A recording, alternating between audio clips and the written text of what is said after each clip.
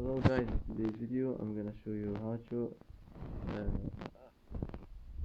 how to find pinned messages on your accounts on Discord on your server easy and quick. First hold on it like this, and now you will find here edit channel. Click on it, and here as you see you will find pinned messages. Click on it, and here you will find all your pinned messages on your server accounts easy and quick. And that's it for today's video. If you like this video, don't forget to like and don't forget to subscribe. I hope this video is helpful for you, and thanks for watching until the end, and see you in the next video.